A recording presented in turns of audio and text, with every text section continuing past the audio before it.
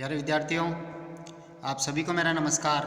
मैं डॉक्टर नेमीचंद कुमावत, सहायक आचार्य हिंदी विषय, राजकीय महाविद्यालय की आपके इस बीए पार्ट सेकेंड विषय हिंदी साहित्य के द्वितीय प्रश्न पत्र की आज की इस ऑनलाइन कक्षा में मैं आप सभी का हार्दिक स्वागत करता हूं। प्यारे विद्यार्थियों, आपके इस द्वितीय प्रश्न पत्र का जो पाठ्यक्रम है उसमें 3 पाठ्यपुस्तकें संचालित हैं। एक डॉक्टर राजेंद्र मोहन भटनागर जी के द्वारा लिखा हुआ रक्त ध्वज नाटक और एक निबंध संकलन यानी निबंध संग्रह की एक पाठ्यपुस्तक है और तीसरी पाठ्यपुस्तक है एकांकी संग्रह। तो इन तीनों विधाओं के उद्भव और विकास, इनके प्रमुख तत्व, इन सभी इससे जुड़े हुए 16 अंकों के इस पाठ्यक्रम पर हमने काफ़ी विस्तार से पिछली ऑनलाइन कक्षाओं में पढ़ लिया और हाल ही की जो 4-5 ऑनलाइन कक्षाएं हुई थी जिसमें हमने आपकी इस तीसरी पुस्तक यानी एकांकी संग्रह में जो 6 एकांकियाँ कुल संकलित हैं, जिसमें पहली एकांकी नया पुराना उपेंद्र नाथ आस के द्वारा रचित को हमने विस्तार से पढ़ लिया है और उनके जो मुख्य पात्र हैं उनके चरित्र चित्रण पर भी और मूल संवेदना और उद्देश्य पे भी हमने काफ़ी विस्तार से चर्चा कर ली है। साथ ही एकांकी तत्वों का आधार पर नया पुराना एकांकी की समीक्षा, इस पर भी हमने चर्चा की थी। आज हम आरंभ करने जा रहे हैं डॉक्टर राम कुमार वर्मा के द्वारा लिखी हुई एकांकी दीपदान।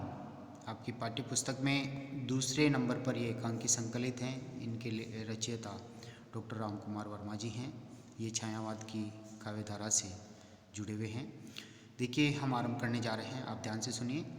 हिंदी की छायावादी काव्यधारा के प्रमुख कवि एवं प्रख्यात आलोचक डॉक्टर राम कुमार वर्मा जी ने हिंदी एकांकी की शिल्प विधि को मांझा है यानी तराशा है, बहुत उत्कृष्ट बनाया है और पाश्चात्य नाटकों के समकक्ष स्तर प्रदान किया है। यानी काफ़ी उच्च स्थान पर इन्होंने हिंदी एकांकी शिल्प को चढ़ाया बैठाया है। इन्होंने हिंदी एकांकी को एक स्वतंत्र विधा के रूप में स्थापित कर उसे गरिमा प्रदान की है, यानी नाटक से अलग किया और इसे एक महत्वपूर्ण गौरव प्रदान किया। डॉक्टर वर्मा का कवि रूप उनके एकांकियों में स्पष्ट रूप से झलकता है। सन 1930 ईस्वी में उन्होंने बादल की मृत्यु शीर्षक एकांकी विश्वविद्यालय के रंगमंच की दृष्टि से लिखा था, जिसने अपनी सफलता की छाप सर्वत्र छोड़ी। डॉक्टर वर्मा जी पाश्चात्य शैली के एक ही लंबे दृश्य और अभिनयात्मक एकांकी के जनक हैं।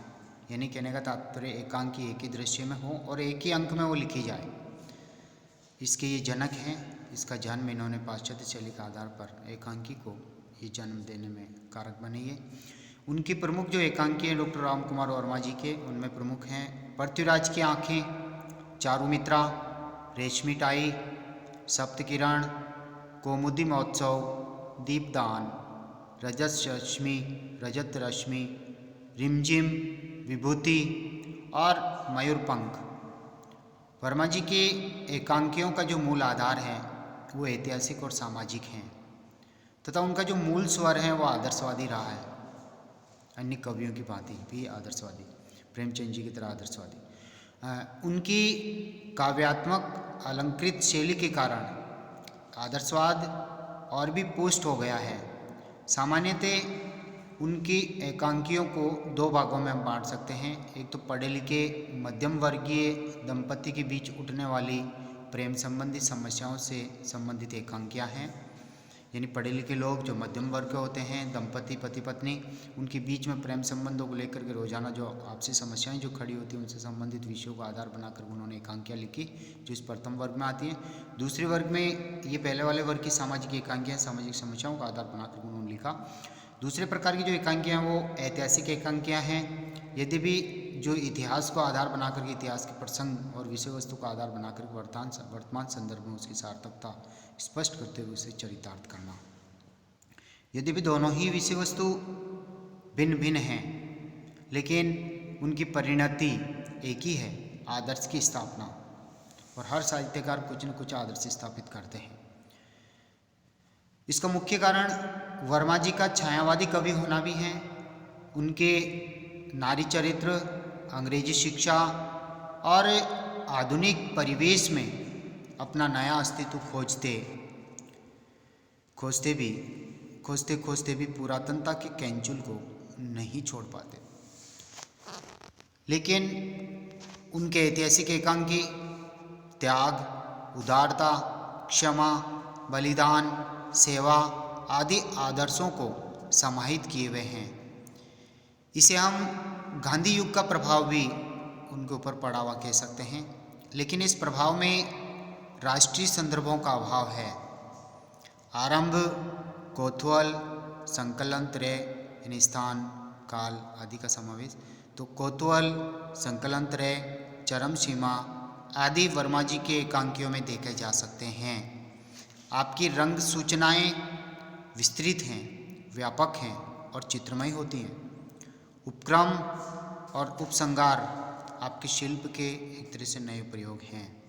आपकी जो ये अभी तक हमने इनके एकांकियों, इनके कर्तृत्व और व्यक्तित्व पर हमने विस्तार से अभी चर्चा की है, बात की है। अब हम बात करने जा रहे हैं कि आपकी इस एकांकी संग्रह में कुल 6 जो एकांकियाँ हैं, जिसमें पहली आपके नया पुराना एकांकी को हम पढ़ चुके हैं, उपेंद्र नाथ दास के द्वारा लिखी हुई। दूसरी एकांकी दीपदान है, जिसके रचयिता रामकुमार वर्मा जी हैं, जिनको अभी व्यक्तित्व और कर्तृत्व पर हम बात कर रहे थे। अब हम आरंभ करते हैं दीपदान जो एकांकी हैं, इसकी प्रमुख विषय वस्तु पर। ये एक ऐतिहासिक एकांकी है, ऐतिहासिक प्रसंग को उठा करके इसमें बलिदान की भावना को चरितार्थ किया है। दीपदान डॉक्टर रामकुमार वर्मा का एक ऐतिहासिक आदर्शवादी एकांकी है। दीपदान मृत्यु का संकेत देने वाली क्रिया है। लेखक ने अपनी रचना में इसी संकेत को इतिहास की एक घटना के संदर्भ में एकांकी का रूप देकर उसे साकार किया है। तो एकांकी की जो घटना है वो प्रसिद्ध ऐतिहासिक घटना है, चित्तौड़ के राजवंश से वो जुड़ी हुई घटना है। देखिए, कथा वस्तु पर हम थोड़ा प्रकाश डालते हैं। इस एकांकी में प्रमुख पात्र पन्नाधाय है।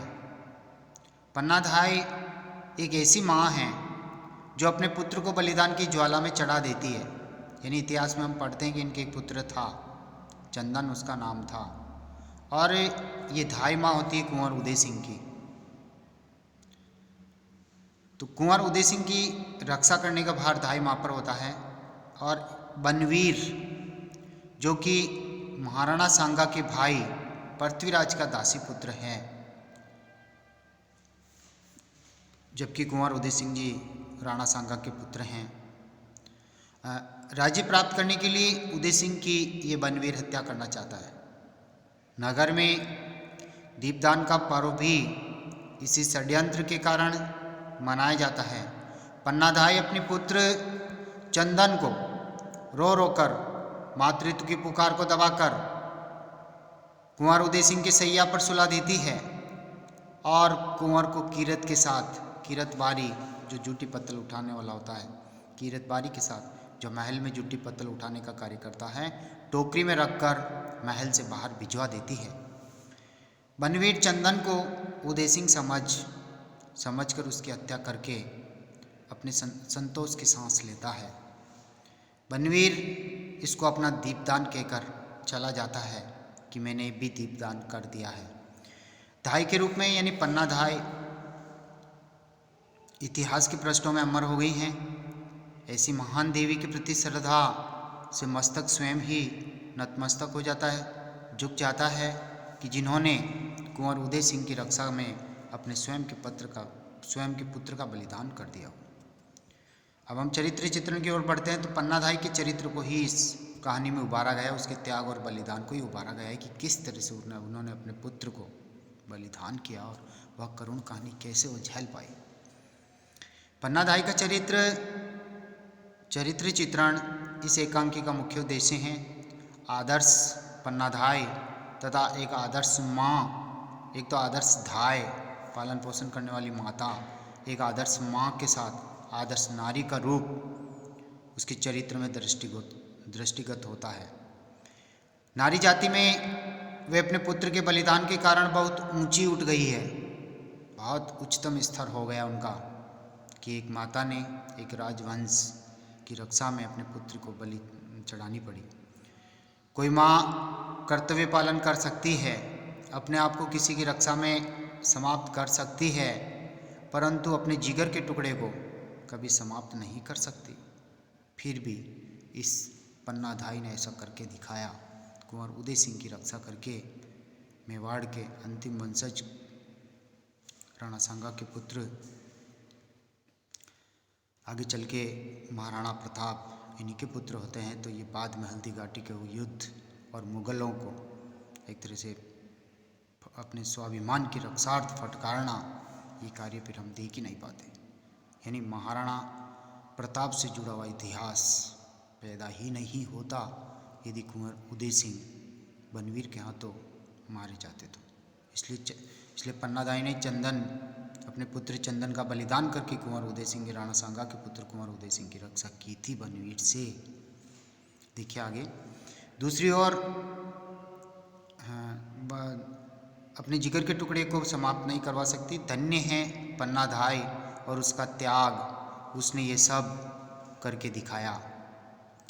दूसरी ओर बनवीर का चरित्र स्वार्थपरकता से भरा हुआ है। वह राज्य प्राप्त करने के लिए सभी को जो उसके लिए बाधक बन सकते हैं मौत के घाट उतारना चाहता है। स्वार्थपरकता के कारण ही मानव से दानव बन जाता है। पन्नाधाई की बात का उसके ऊपर कोई प्रभाव नहीं पड़ता। कीरत का चरित्र उसके त्याग के कारण बहुत ऊंचा उठ जाता है। कुंवर उदय सिंह के चरित्र में बालकपन से ही क्षत्रियत्व का तेज झलकता है। इससे एकांकी का जो उद्देश्य है उस पर हम थोड़ा दृष्टिपात करते हैं। इस एकांकी का प्रमुख उद्देश्य दीपदान के माध्यम से त्याग और बलिदान की इस ऐतिहासिक घटना को पाठकों के समक्ष रखना है। इस ऐतिहासिक घटना की ओर पाठकों का ध्यान आकृष्ट करना है कि इतिहास में कितने वीर सपूत और वीर सपूताएँ, वीरांगनाएँ जिन्होंने अपना त्याग दिया, अपना बलिदान किया, उसकी एक झलक यहाँ प्रस्तुत की गई है। चरित्र निर्माण के लिए आगे आने वाली पीढ़ियों के लिए ये एक ज्वलंत उदाहरण के रूप में मार्गदर्शक का कार्य करती रहेगी। लोग ये आसानी से समझ सकेंगे कि बलिदान की क्रूरता पर किस प्रकार विजय होती है। भारतीय नारी ऐसी प्रेरणाओं से आत्मबल प्राप्त कर त्याग और बलिदान की ओर अग्रसर होती होंगी। यही एकांकीकार का संदेश है। यानी भारतीय नारी इन्हीं से ही प्रेरणाएं प्राप्त करेगी और आत्मबल के माध्यम से वे त्याग और बलिदान की ओर कदम बढ़ाएगी, स्वयं के स्वाभिमान की रक्षा करेगी और जो कर्तव्य उन्हें सौंपा है उस कर्तव्य का निष्ठा से वह पालन करेगी। ऐसा करना, ऐसा बताना एकांकीकार का उद्देश्य है। इतिहास के पृष्ठों की ये घटना सदा पाठकों को एक नई प्रेरणा देती रहेगी। ये था इस एकांकी का सामान्यतः परिचय, इसका उद्देश्य, इसकी चरित्र चित्रण, कथा वस्तु यानी दीपदान जो एकांकी है उसकी सामान्यतः हमने भूमिका पर भी दृष्टिपात किया था। अब जो एकांकी आरंभ होने जा रही है, जिसमें पूरी एकांकी में एक तरह से दीपदान इसका नाम है। दूसरी एकांकी डॉक्टर राम कुमार वर्मा इसके रचयिता है। और इस एकांकी में जो ये 15 बिंदु आपके सामने यहाँ लिखे हुए हैं, ये 15 विशेषताएं, ये 15 चारित्रिक विशेषताएं पन्नाधाई की उभर करके इस एकांकी में आती है। एक तो स्वामी भक्त नारी, त्याग बलिदान की मूर्ति के रूप में ममतामयी नारी, कर्तव्यनिष्ठ निर्लोभी स्वभाव, सजग एवं चतुर, वीर क्षत्राणी, प्रेरक चरित्र, निस्वार्थी, दूरदृष्टि, देश प्रेमी, निडर, दृढ़ निश्चयी, अत्यंत भावुक, धाय माँ का पूर्ण निर्वाह करना। तो ये जो चरित्र पूरा उभर करके इन 15 बिंदुओं में आता है। तो एक ही प्रश्न इससे बनता है। और दूसरा दीपदान का एकांकी तत्वों का आधार पर समीक्षा कीजिए, एक प्रश्न ये बनता है। और ये एक ऐतिहासिक एकांकी हैं और इसके जो प्रमुख पात्र हैं उन पात्रों के परिचय और सामान्य परिचय से लेकर के इस एकांकी का शुभारंभ जो है हम अगली ऑनलाइन कक्षा में करेंगे। और प्यारे विद्यार्थियों, एक बार पुनः आप सभी से विनम्र अनुरोध है कि जिन विद्यार्थियों ने अभी तक अपने व्हाट्सएप नंबर हमें सेंड नहीं किए हैं वो अपने व्हाट्सएप नंबर हमें भेजें ताकि हम उन्हें व्हाट्सएप ग्रुप से जोड़ सकें और इन सब का फ़ायदा आपको मिल सके और महाविद्यालय से संबंधित महत्वपूर्ण सूचनाएं आप तक व्हाट्सएप के माध्यम से पहुंच सके। और एक महत्वपूर्ण बात और है कि यदि आप पहली बार इन यूट्यूब चैनल पर, महाविद्यालय के यूट्यूब चैनल पर आप इन वीडियोज़ को ओपन करके देख रहे हैं, तो आप इन वीडियोज़ को लाइक करें और कॉलेज के इस यूट्यूब चैनल को आप सब्सक्राइब करें, क्योंकि जब तक आप सब्सक्राइब नहीं करेंगे तब तक आपकी महाविद्यालय में ऑनलाइन उपस्थिति सुनिश्चित नहीं हो सकेगी। साथ ही इस विषय से संबंधित और वीडियो जो अपलोड कर रहे हैं वो बिना सब्सक्राइब किए आप तक नहीं पहुंच पाएंगे, इसलिए आप सब्सक्राइब जरूर करें। आप सभी को बहुत बहुत धन्यवाद। जय हिंद, जय भारत। अगली ऑनलाइन कक्षा में हम इस दीपदान एकांकी का शुभारंभ करेंगे, इसकी विषय वस्तु पर हम विस्तार से बात करेंगे। तब तक के लिए आप सभी को धन्यवाद।